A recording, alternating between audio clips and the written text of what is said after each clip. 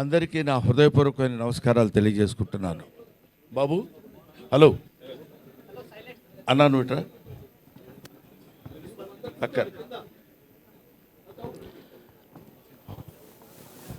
ఇప్పటికే కాలాతీతమైంది.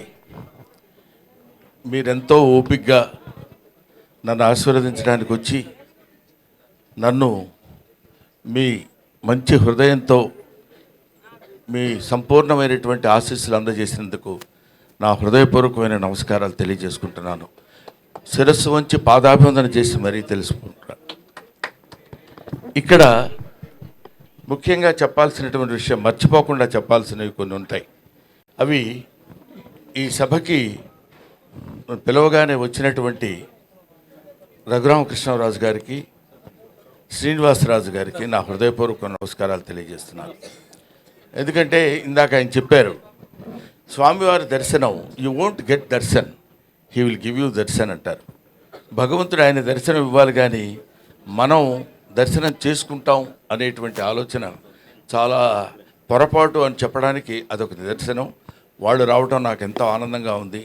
ముఖ్యంగా ఈ సభలో ఇంతమంది మనస్ఫూర్తిగా నన్ను ఆశీర్వదిస్తూ మాట్లాడుతున్నప్పుడు ఎవరు ఏదో రెండు ముక్కలు మాట్లాడాలి కాబట్టి మాట్లాడినట్టు ఎక్కడా అనిపించలేదు. ప్రతి వాళ్ళు వాళ్ళ హృదయాంతరాల నుంచి మాట్లాడిన భావన నాకు కలిగింది. 42 సంవత్సరాల సుదీర్ఘమైనటువంటి ఈ చలనచిత్ర జీవిత చరిత్రలో ఎన్నో ఉడుదుడుకులు, ఎన్నో రకరకాలైనటువంటి ఇబ్బందులు ఎదుర్కొని మీ అందరి ఆశీస్సులు 4 డికేడ్స్ దాకా తెచ్చుకోగలిగానంటే అది నా గొప్పతనం కాదు. అది ప్రేక్షకులు, ప్రేక్షక దేవుళ్ళు, ప్రేక్షక మహాశయులు వాళ్ళ యొక్క ఆశీస్సులే ఇంతవరకు మేము నిలబడగలిగాం. అదే లేకపోతే నేను వాళ్ళ ఈ స్థితిలో ఉండేవాడిని కాదు. అంతకు మించి తెలుగు కళామ తల్లికి, తెలుగు సినిమాలు నిర్మించినటువంటి తెలుగు ఫిల్మ్ ఇండస్ట్రీకి నా శిరస్సు వంచి నేను పాదాభివందన చేస్తున్నాను. ఎందుకంటే ఇన్ని సినిమాలు చేసి గిన్నిస్ బుక్ ఆఫ్ వరల్డ్ రికార్డులో బ్రహ్మానందం నేమ్ నమోదు చేసుకున్నాడంటే,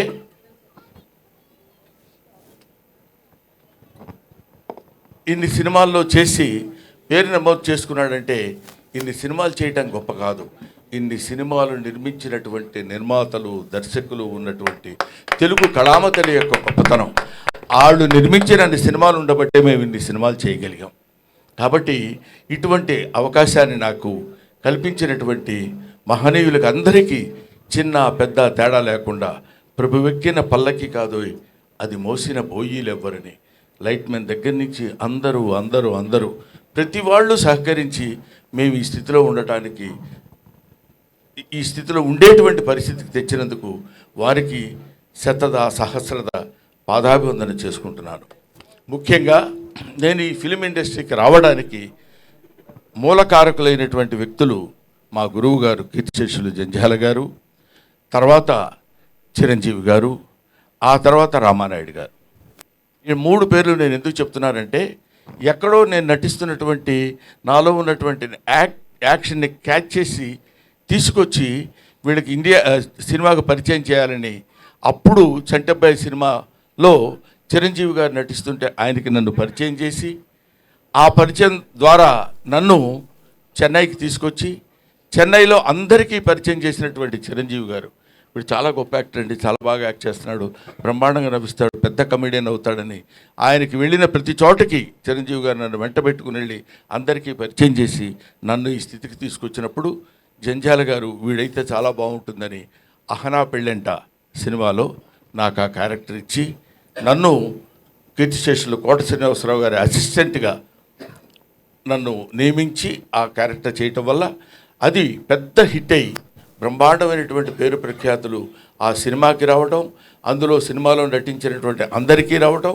ముఖ్యంగా కొత్త వాళ్ళైనటువంటి కోట శ్రీనివాసరావు గారు, అప్పటికే ఆయన లబ్ధ ప్రతిష్ఠుడు, ఆయన తర్వాత నాకు ఆ పేరు రావడం నాకు చాలా ఆనందంగా ఉండి అలా అలా అలా అలా అలా వెనక్కి తిరిగి చూసుకోకుండా ఇన్ని వందల సినిమాలు నటించగలిగాను.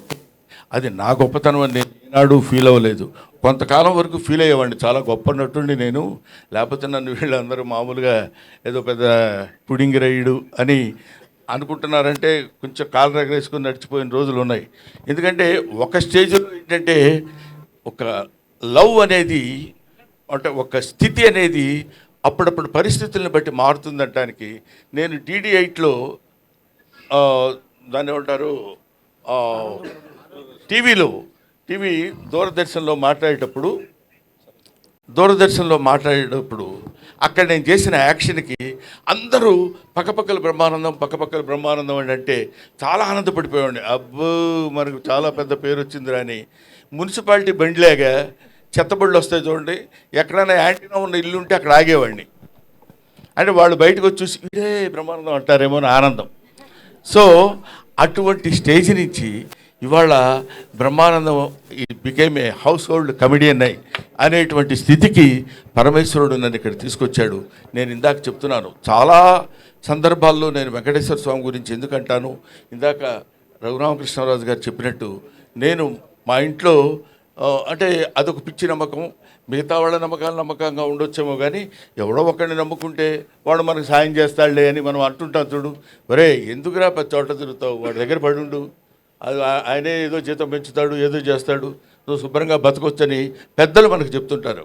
అలాగే వెంకటేశ్వర స్వామిని నమ్ముకొని ఆయన్నే బతికితే ఆయనే ఏదో మనకు కావాల్సింది ఎప్పుడెప్పుడు ఏది ఇస్తాడో అనేది, అలాగా ఆ రకమైనటువంటి జీవన విధానాన్ని గడిపినటువంటి వాడు. ముఖ్యంగా మా అన్న బాబు మోహన్, నా మనవడు బాబు మోహన్, ఓకేనా. నేను బాబు మోహన్, కోట శ్రీనివాసరావు ఆ రోజుల్లో 3 ఇన్విటబుల్స్ అనేవాడు మమ్మల్ని. మేము ముగ్గురం కంపల్సరీగా ఏ సినిమాలో అయినా ఉండి తీరాలి. ఇది నేను చెప్పేది ఒక 10 to 15, 20 years బ్యాక్. ప్రతి సినిమాలో కోట శ్రీనివాసరావు, బ్రహ్మానందం అండ్ బాబు మోహన్ ఉండాలి. మేము ఇందాక చెప్పాడు బాబు మోహన్ గారు ఏమన్నారంటే, మేము ముగ్గురు ఒకే రూమ్లో ఉండేవాళ్ళం అని. మీకు తెలియదు, నీకు టైం సెన్స్ తెలుసురా అసలు. నీకు మనవడు అనుకున్నావు, ఇష్టం వచ్చినట్టు తిడతాను. ఇప్పుడు నువ్వు నోరెత్తడానికి వీల్లేదు. ఎందుకంటే 6:30కి గౌతమ ఎక్స్ప్రెస్ ఎక్కి సికింద్రాబాద్లో, పర్లేదు పరువు ఉంటే కదా పోవటానికి, 6:30కి గౌతమ ఎక్స్ప్రెస్ ఎక్కాలి. వీళ్ళిల్లు సికింద్రాబాద్ పక్కనే. కరెక్ట్గా 6:31కి ఒక వ్యక్తి ఒక బ్యాగ్ వాడి చేతిలో పట్టుకొని పరిగెత్తుకుంటూ వచ్చేవాడు కంపార్ట్మెంట్ దగ్గర. ఎవరు ఏంటి ట్రైన్ కదులుతున్నప్పుడు పరిగెడుతున్నాడు ఏంటి అనుకునేవాడిని. చూస్తే వీడు ఒక క్యారేజీ చేపల కూర, అందులో ఏదో పప్పు, ఇంకోటి ఏదో.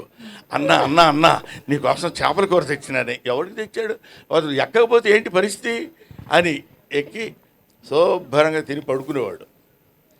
పడుకుని ఒక అర్ధరాత్రి పూట అని ఏంటా ఏమైందంటే, చలిగా ఉంది బావా, చలిగా ఉంది. ఏంటి చలిగా ఎందుకుందిరా అంటే, అప్పుడు ఒక ముద్ద తగ్గించుకుని తింగితే ఆ చలి ఉండదు, పాడు ఉండదు. ఏసీలో పడి మళ్ళీ కింద కూర్చోబెట్టి కింద పడుకోబెట్టి ఇలాగా వాటికి వెళ్తుంటే టికెట్లు ఉండవు. ప్రొడక్షన్ మేనేజర్ టికెట్ గురుగారు మనకి నిర్ణయంలో వచ్చేస్తాయి. అదే మామూలు టికెట్ అనుకునేవాళ్ళం మనం, ప్లాట్ఫామ్ టికెట్ అనమాట. అది తీసుకుని అక్కడికి వెళ్ళిన తర్వాత మొత్తం ప్రతివాడు బెమ్మరా బామ్మోను ఏంటంటే టికెట్ లేదా, కన్ఫర్మ్ లేదండి, పోనీ అక్కడ కూర్చోడాడు పక్కన, ఏది లెట్రిన్ పక్కన నేను కూర్చో. అది ఇలాగా అంటే నవ్వించేవాడి జీవితాన్ని గురించి చప్పట్లు కొట్టేవాడికి అనవసరం అంటారు కదా. మీకు అనవసరం, మేము నవ్వించాలి. ఎన్ని తిప్పలు పడి నవ్విస్తామంటానికి comedy comes from the zenith point of tragedy. Zenith point బాగా భయంకరమైనటువంటి ట్రాజడీ నుంచి కామెడీ వస్తుందని చెప్తారు. అది ఎందుకంటే ఇదిగో ఇలాంటి కష్టాలని మాకు అనవసరమయ్యా, నువ్వు నవ్వించు, మాకు నవ్వాలి. నువ్వేం పడితే మాకెందుకు, నువ్వు రైల్లో టికెట్ లేకపోతే మాకెందుకు, ఉంటే మాకెందుకు. కామెడీ ఏం చేస్తున్నాడు? మామూలుగా మాకున్నటువంటి మొహాలు అంతంత మాత్రం. ఈ మొహాల్ని మళ్ళీ ఇందాక మన మిత్రి సత్య చెప్పినట్టు మా మొహాల్ని వికృతంగా మార్చుకుని వాడు ఇలా కొట్టబోయాడు అనుకోండి, ఇలా అనాలి. అలా అంటే కానీ నవ్వరు. అలా నవ్వటం కోసం 24 గంటలు ప్రయత్నం చేసి రిహార్సల్ చేసుకుని కష్టపడి తీసుకొచ్చి మిమ్మల్ని నవ్వించడానికే మా ఏడుపంతా.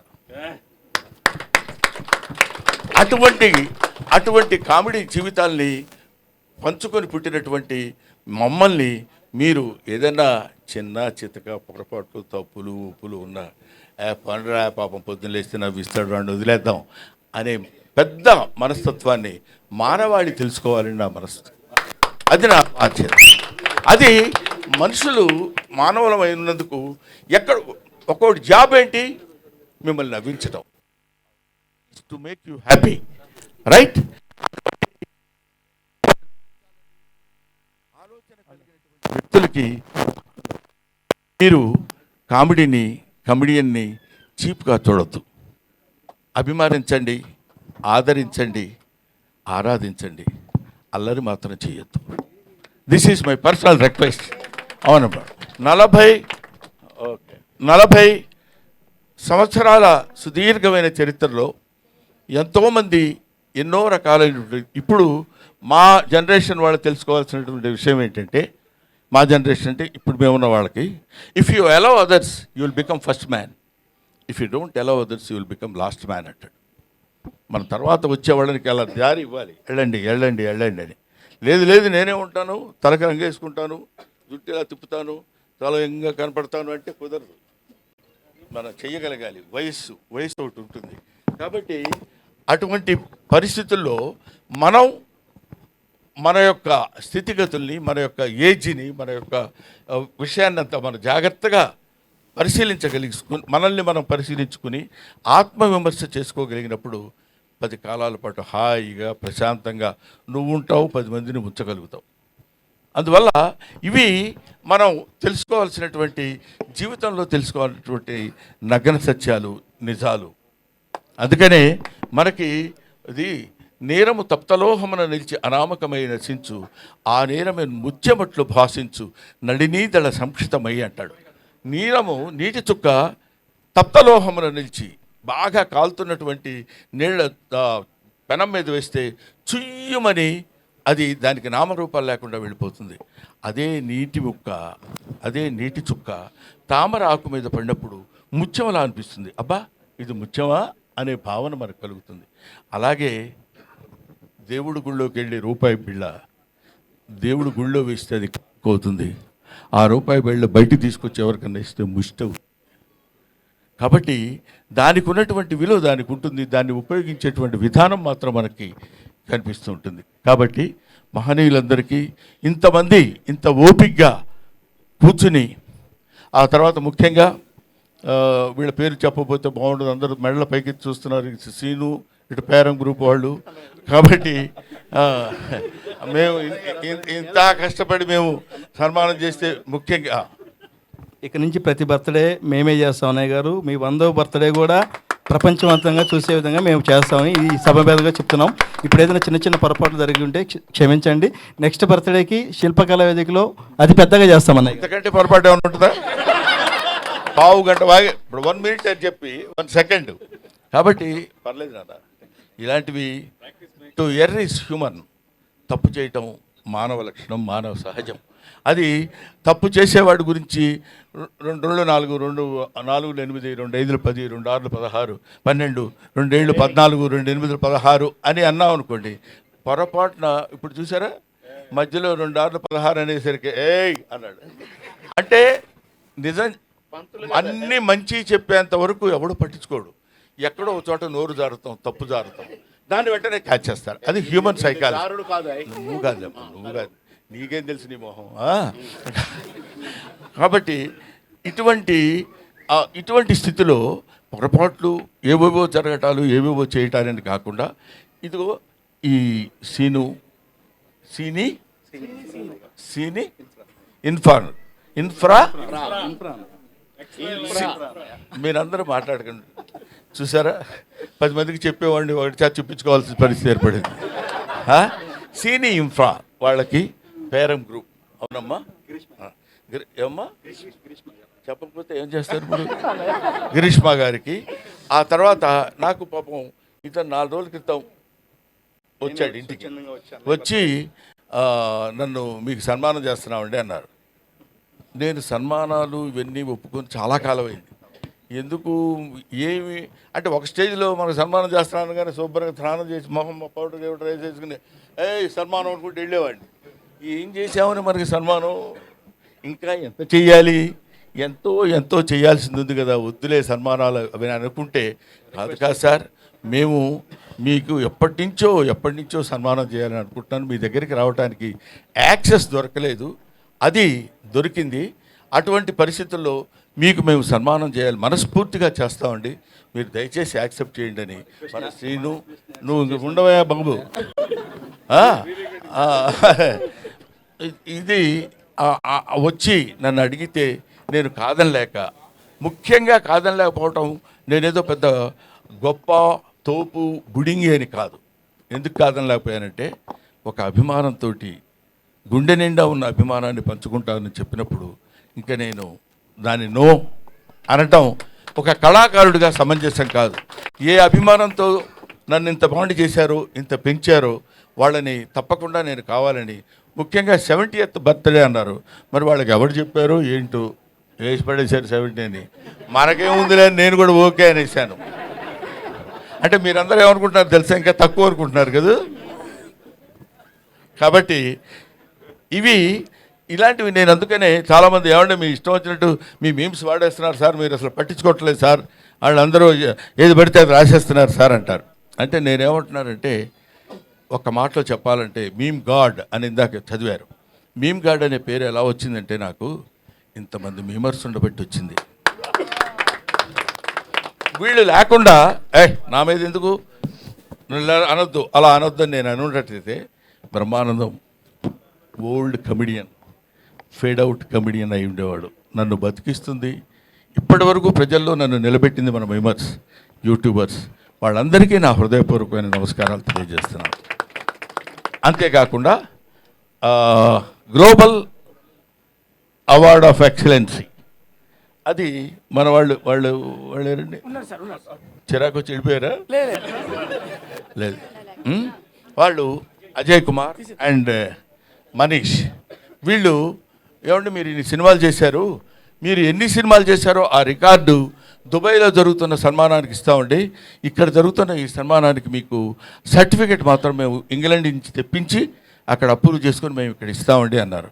అనగానే పెద్ద మనసుతో మన సేని ఇన్ఫ్రా వాళ్ళు, పేరం వాళ్ళు అంగీకరించి ఈ స్టేజ్ మీద ఇవ్వడానికి నా వాళ్ళు యాక్సెప్టెన్స్ ఇచ్చారు, వాళ్ళకి థ్యాంక్స్ చెప్తున్నాను.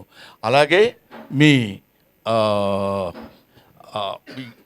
గ్లోబల్ రికార్డ్ ఆఫ్ ఎక్సలెన్సీ వాళ్ళకి నా హృదయపూర్వక నమస్కారాలు తెలియజేస్తూ, అలాగే ఇక్కడ నా తమ్ముడు మిస్టర్ అజయ్ కుమార్ ఫ్రమ్ వరంగల్, అతను అద్భుతమైన కళాకారుడు. నువ్వు ఎవరిని పడితే అద్భుతమైన కళాకారుడు అంటావు ఏంటని అనుకోవచ్చు మీరు, నేను ఎవరిని అన్ను, ఎందుకంటే అద్భుతం ఉంటే తప్ప. అతను సూది ఉంటుంది కదా, సూదికి ఒక చిన్న హోల్ ఉంటుంది దారం కూర్చడానికి, దానిలో ఒక అద్భుతమైనటువంటి బొమ్మలు చెక్కి మనకు క్లియర్గా కనపడేటట్టు చేయగలిగినటువంటి మహా కళాకారుడు ఆయన. అదిగో ఎదురుగా ఉన్నాడు అజయ్, మీరు ఒకసారి స్టేజ్ మీదకి రండి. తర్వాత అలాగే కాకుండా కనురెప్పలో ఒక వెంట్రుక ఉంటుంది, ఆ వెంట్రుక చివర నటరాజు నృత్యం చేస్తున్నట్టు చెక్కినటువంటి వీళ్ళు. ఇట్లాంటి ఆణిముత్యాలు చాలా ఉన్నాయి, ఇలాంటి జాతి రత్నాలు చాలా ఉన్నాయి. కాకపోతే మట్టిలో మాణిక్యాల్లా ఉండిపోతున్నారు. తీసుకురావాల్సినటువంటి స్థితి ప్రభుత్వాలకి గర్వకారణమైనటువంటి విషయం ఇట్లాంటివి. ఇతను ద్వారా వాళ్ళు ఇతనికి ఎక్సలెన్స్ అవార్డు ఇచ్చారన్న నాకు. అంటే మీరు తప్పకుండా మీకు ఇవ్వాలని మీరు వాళ్ళు ఎప్పటి నుంచో మిమ్మల్ని అడుగుతున్నారంటే, నా దగ్గర ఏంటంటే ఒక జబ్బు, అదేంటంటే గబుక్కుని ఎవరన్నా వచ్చి ఏం ప్రమాదంగా దగ్గరికి వెళితే ఏమంటాడు, ఎందుకు వచ్చిన గొడవరా అనే అదొక, ఇదిగో మన ఇందాక బిత్తిరి సత్తి చెప్పాడు చూడు, ఏమంటారు ఎందుకు వచ్చింది దగ్గరికి వెళ్ళగలవా అని అదొక చిన్న లైన్ ఒకటి వేశారు. బాగానే ఉంది, ఒక రకంగా బెటరే అది, ఎందుకంటే గబుక్కుని ఎవడు పెడతాడు, గబుక్కుని రారు. సరే, అలాగా నా దగ్గరికి వచ్చి మీకు ఈ అవార్డు ఇవ్వాలని మేము కోరుకుంటున్నామండి అంటే, వాడికి ఇలాగా ఎంతమందికి అని ఎందరో మహానుభావులు అందరికీ నా హృదయపూర్వకమైనటువంటి కృతజ్ఞతలు నేను తెలియజేసుకుంటున్నాను. అయిపోయింది అనుకున్నారు కదా, అవలా ఇంకా ఆపేస్తాడు రా బాబు అనే ఫీలింగ్లో ఉన్నట్టున్నారు మీరు. ఆపను. ఎందుకు ఆపనంటే, ఇప్పుడు ఇలాంటి సమయంలో కృతజ్ఞతలు చెప్పుకోవాల్సినటువంటి విషయం చాలామందికి ఉంది. ఆ తర్వాత ఇందాక నా పక్కనే కూర్చున్నటువంటి ప్రగతి గారు ఆవిడ మేడం ఒక ఎవరైనా మనల్ని ఇబ్బంది పెట్టారు, బాధ పెట్టారు, కష్టపెట్టారు అనుకున్నప్పుడు దాంతో కుమిలిపోవటం, కుంగిపోవటం, డిప్రెస్ అవ్వటం సాధారణమైనటువంటి విషయం. అది హ్యూమన్ నేచర్. అది తప్పదు. గబుక్కున ఏంటే నీ మొహం అన్నాడు అనుకోండి, అబ్బా ఇలా అన్నాడు ఏంటని బాధ. దాన్ని ఛాలెంజింగ్గా తీసుకుని life is a game, you should play it. Life is a challenge, you should meet it అని నిరూపించినటువంటి ఒక అద్భుతమైనటువంటి వ్యక్తి ప్రగతి. కాబట్టి వీళ్ళు ఇలాంటి వాళ్ళు ఎంతోమంది ఉన్నారు. ఇప్పుడు బాబుమోహన్, ఇప్పుడు ఏదో కమెడియన్ బాబుమోహన్ అన్నాడు. పరువు ప్రతిష్ఠ అనే సినిమాలో బాబుమోహన్ గారి నటన ఒకసారి ఇంటికి వెళ్ళి వీలుంటే ఒక 5 నిమిషాలు 10 నిమిషాలు మీరు దాన్ని ఏమంటారు గూగుల్ కొట్టి చూడండి. ఎర్రగొండ అనే సినిమాలో నేను తను ఇద్దరం కలిసి, తను కాటికాపరిగా నేను బ్రాహ్మణుడిగా ఇద్దరం కలిసి గొప్ప స్నేహితుల కింద నటించినటువంటి అద్భుతమైనటువంటి నటన చేసినటువంటి మహానటుడు. అలా కనిపిస్తుంటాడు కానీ అలా ఏదో సినిమాల్లోకి లేదా రాజకీయాల్లోకి వెళ్ళిన తర్వాత ఆయనలో వచ్చినటువంటి మార్పులు బోర్డని ఉండొచ్చేమో కానీ నటుడిగా ఒక అద్భుతమైనటువంటి ప్రజ్ఞత కలిగినటువంటి వాడు. ఎందుకంటే మామూలుగా ఇప్పుడు మనం చెప్పుకోవచ్చు, కోట శ్రీనివాసరావు పక్కన నిలబడి అతనితో జోడీగా, కోట శ్రీనివాసరావు అంటే వాడు అపర నటరాజు, అటువంటి వాడి పక్కన నిలబడి ఇదిగో బాబుమోహన్ గారు ఉంటేనే బాగుంటుందిరా కోటగాడి యాక్షన్ అని అనిపించుకోగలిగినటువంటి ఇలాంటి వాళ్ళు ఒక ధర్మవరపు సుబ్రహ్మణ్యం, ఒక ఎంఎస్ నారాయణ, ఒక వేణుమాధవ్, ఆ తర్వాత ఒక ఎవరు మన సునీల్ ఉన్నాడురా, ఏవిఎస్, ఏదో నోటికి వచ్చిన పేరు చెప్పేస్తామండి. వీళ్ళందరూ కీర్తిశేషులు రచ్చ రవి అంటే ఎలా బాగుండదు కదా. అందుకని ఇటువంటి వాళ్ళందరూ అట్లాంటి చదువుకున్నటువంటి వాళ్ళు, ఎడ్యుకేషన్ ఉన్నటువంటి వాళ్ళు, వీళ్ళు ఈ సినిమా ఇండస్ట్రీలో అప్పటి వరకు బ్రహ్మాండంగా నవ్వించి వదిలిపెడతారంటే నవ్వు ఎక్కడి నుంచో తెలిసిన మనుషులు వాళ్ళు. ఇందాక చెప్పాను, బజార్ను నడిచి వెళుతున్నప్పుడు కాలికో దెబ్బ తగిలింది అనుకోండి, మొట్టమొదటి ఆ దెబ్బ చూసుకొని అబ్బా చచ్చిపోతున్నావురా బాబోయ్ ఇదేంటి ఇలా జరిగిందని, దానికి అని అన్న దీన్ని నేను చూడండి అంటే వెంటనే వాడు హాస్పిటల్కి తీసుకెళ్ళి ఒక ఇంజక్షన్ చేసి కట్టుకట్టి వదిలేశారు అనుకోండి, ఓకే. రెండోసారి తగిలింది అనుకోండి, అబ్బా మళ్ళీ అక్కడే తగిలిందిరా బాబు అని అనుకుంటాం, ఇంకా ఎక్కువ బాధపడతాం, ఇంకా 2 ఇంజక్షన్లు ఎక్కువ చేయించుకుంటాం. అదే 10వ 11వ తగిలింది అనుకోండి, అదేంటరా అది ఎప్పుడు ఇక్కడే తగులుద్ది, ఏంటో ఎక్కడ ప్లేస్ లేనట్టు అక్కడే తగులుద్ది ఏంటి, ఇంజక్షన్ అదే బదులేవే. అక్కడి నుంచి అంతటి విషాదం నుంచి కామెడీ పుడుతుంది. కాబట్టి ఆ కామెడీ నేర్చుకొని మీ అందరికీ పంచిపెట్టేటువంటి ఈ హాస్య నట బృందాన్ని, మీరందరూ హాస్యాన్ని, ఎందుకంటే ఒక హాస్యం ఎంత గొప్పదంటే ఇంకా నేను చాలాసేపు చెప్పగలను, మరీ ఇంత హింసించకండి సార్, వాళ్ళు భోజనాలు పెడుతున్నారా ఉన్నాయంట, అయితే పర్లేదు చచ్చినట్టు వినాలి మీరు. ఎందుకంటే హాస్యం ఎంత గొప్పదంటే, ఇప్పుడు మనం సినిమా చూస్తున్నాం అనుకోండి, సినిమా చూస్తున్నప్పుడు అబ్బా హీరో ఏం యాక్ట్ చేశాడు రా, బ్రహ్మాండంగా చేశాడు, సినిమాలో అద్భుతంగా నటించాడు అంటాం, హీరోయిన్ సూపర్ రా అదిరిపోతుంది అనుకుంటాం, సీనరీస్ చాలా బాగున్నాయి అంటాం, విలన్ అదిరిపోయేటట్టు చేస్తున్నాను అంటాం అని ఇంటికి వెళ్ళి కూడా మాట్లాడుకుంటాం. కానీ కామెడీ ఇక్కడ కూర్చొని గంభీరంగా అలా ఉండి ఇంటికి వెళ్ళిన తర్వాత వాడు కామెడీ బాగా చేశాడే అని అనం, అక్కడ చచ్చినట్టు నవ్వాలి. అలా నవ్వించగలిగిన వాడే కమెడియన్, అలా నవ్వించగలిగిన వాడే రియల్ కమెడియన్. ఇట్లాగా ఇలాంటి కమెడియన్స్, ఇలాంటి వాళ్ళు నాకు తెలిసి అన్ని భాషల్లో కమెడియన్స్ ఉన్నారు, కానీ తెలుగు భాషలో ఉన్నంత వైవిధ్యం కలిగినటువంటి హాస్య నటులు చాలా తక్కువ మంది మిగతా ఇండస్ట్రీస్లో ఉన్నారు. We feel proud to say that we are the comedians of Telugu film industry. ఎవడగోల వాడుది సినిమా ఒక అతను కొనుక్కున్నాడు హిందీలో, ఎవరో కాదు హీరో, అతని పేరేంటి, ఒక హీరో యంగ్ హీరో పేరు గోవింద, కొనుక్కొని అతను ముచ్చటపడి కొనుక్కున్నాడు హిందీలో తీయమని. కమెడియన్స్ లేక ఇంకా సినిమా తీయలేదు, అక్కడే ఉంది బాక్స్. అది అంటే ఏమైనా అటువంటి స్థితిలో, ఇటువంటి పరిస్థితుల్లో ఇన్ని సంవత్సరాల సుదీర్ఘమైనటువంటి ప్రయాణానికి సహకరించినటువంటి మీ అందరికీ నా హృదయపూర్వకమైన నమస్కారాలు తెలియజేస్తున్నాను. ఇందాక మాట్లాడిన వాళ్ళలో మన రచ్చరవి బాగా మాట్లాడాడు అంటాను అనుకుంటున్నావు కదా నువ్వు. చాలా సరే, అది విషయం. తర్వాత ఎవరు మన మిత్తిరి సత్తి ఎక్కడ ఆ మాటలు రామ్మోహన్ రెడ్డి, ఓహో జితేంద్ర నువ్వు వచ్చావా, రామ్మోహన్, తర్వాత మూర్తి గారు, వీళ్ళందరూ మాట్లాడుతుంటే వాళ్ళు that words come from their heart. ఏదో రెండు ముక్కలు మాట్లాడి వెళ్ళిపోదామని కాదు. నాగేంద్ర కుమార్ మై స్టూడెంట్ అతను. కాబట్టి వీళ్ళందరూ నన్ను ఇంత ఆశీర్వదించి ఈ స్థితికి తీసుకొచ్చినప్పుడు నవ్వుతూ చింపండి అని రాశారయ్యా. Thank you very much. అందుకని మాట్లాడటం అనేది ఒక ఆర్ట్. ఎవడు పడితే వాడు మాట్లాడటానికి కుదరదు. ఏదో మైక్ ఇచ్చాం కదా అని ఏదో ఇప్పుడు ఒక అతను మాట్లాడతాడు, చెప్తా చూడు. సోదరిమణులారా,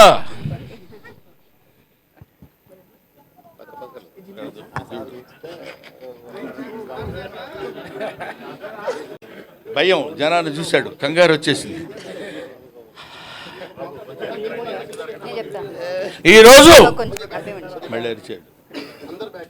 ఈరోజు నేను అది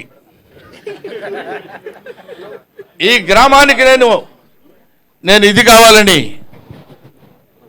నేనెంతో ఇదయ్యాను. నేను ఇదవటం, వాటిలో వాళ్ళందరూ నన్ను ఇది చేయటం, నేనేదో రకంగా ఇదయ్యాను. కానీ ఒక్క విషయం మీకు అది ఇలాగా రకరకాలుగా మాట్లాడేవాళ్ళు ఉంటారు. అలాంటి వాటిలో సబ్జెక్ట్ లేకుండా మాట్లాడటం చాలా కష్టం. ఇప్పుడు బామోహన్ అనేటువంటి వాడు చాలా గొప్ప నటుడు, అంతేకాకుండాను అటువంటి మహనీయుడు, ఇలాగా రకరకాల పద్ధతుల్లో ఇష్టమైన ధోరణిలో మాట్లాడుకుంటూ వెళ్ళిపోకుండా కంటెంట్ ఉన్నతోటి హృదయంతో మాట్లాడేటువంటి ఈ ఫంక్షన్కి నా హృదయపూర్వకమైన నమస్కారాలు తెలియజేస్తున్నాను. ఇక్కడ నట భీష్ముడు మా ఎవరు లంక భద్రాద్రి శ్రీరామచంద్రమూర్తి గారు ఉన్నారా, వెళ్ళిపోయారా? ఎల్బి శ్రీరామ్ గారు. లంక భద్రాద్రి శ్రీరామచంద్రమూర్తి గారు అంటే ఎంఎస్ నారాయణ ఆయన మీద జోక్ వేశాడు. మీరు ఎంత కాంట్రవర్షియల్ పర్సన్ కూడా లేడండి అన్నాడు. అదేంటి కాంట్రవర్సీ, నేను కాంట్రవర్సీ ఏంటి సార్ అన్నాడు ఆయన. అంటే అప్పుడు ఆయన చెప్పాడు, మీ ఇంటి పేరు లంక, నీ పేరు శ్రీరామచంద్రమూర్తి, ఇంతకంటే కాంట్రవర్సీ ఏం కావాలండి అన్నాడు. Thank you very much. Sir ఒక చిన్న రిక్వెస్ట్ ఆడియన్స్ నుండి, నవ్వుతూ చింపండి అనేసి వచ్చింది. ఈ పేపరా? పేపర్ చింపాలట. పేపర్ నవ్వుతూ చించడం ఎందుకండి? నవ్వుతూ నవ్వించండి అంటే బాగుంటుంది. Thank you very much. Sir దాని కింద ఒక పెయింటింగ్ ఉందట. ఓహో, ఓకే, ఒకసారి పక్కకి జరగండి.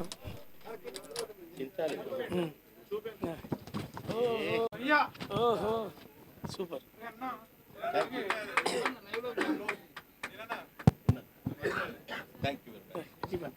Thank you so much for sending this beautiful frame.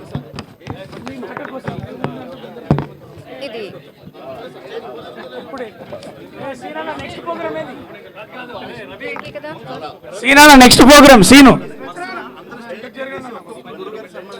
ఒకసారి దూరం జరపండి. ఒక్కసారి గ్రూప్ ఫోటో, ఒక్క నిమిషం అందరు జరగండి ప్లీజ్. కొద్దిగా వెనక జరగండి అందరూ. గ్రూప్ ఫోటో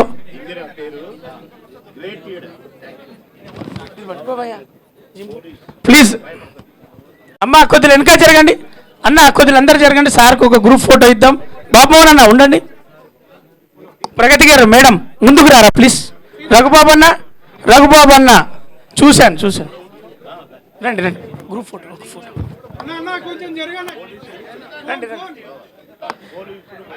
మేడం ప్రగతి గారు ఏడున్నారు? కొద్దిగా తమ్ముడు కొద్దిగా వెనక జరగండి. మీరు ఉండండి. ఒకసారి జరగండి అందరు. అమ్మ ఆయన వెనకకి జరగండి ప్లీజ్.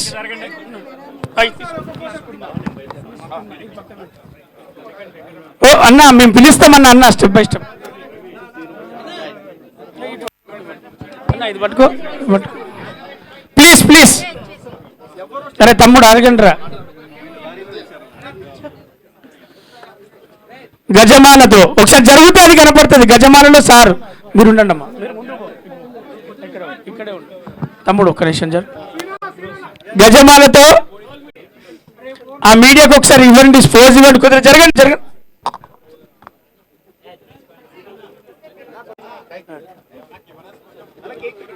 వద్దు వద్దు అవన్నీ ఏం లేవు. మధ్యలో చెప్పకురా, దూరం జరగండి, అందరు దూరం జరగండి. స్టెప్ బై స్టెప్ వస్తారు. బౌన్సర్స్ ఎవరు?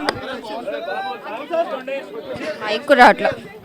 అందరూ కోఆపరేట్ చేయవలసిందిగా కోరుతున్నామండి. ప్లీజ్ ప్లీజ్ 1 by 1 ఒక్కొక్కరిగా రావాల్సిందిగా కోరుతున్నాము.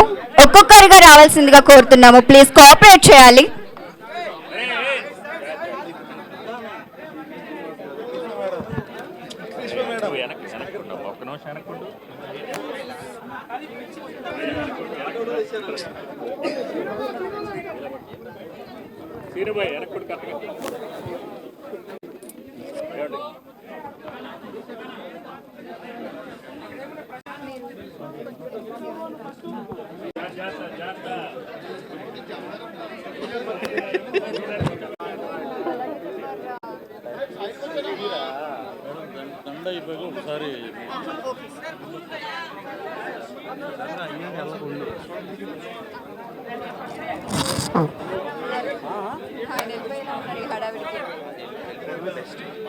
సైనింగ్ ఆఫ్ అంటిల్ దెన్ చెప్పు.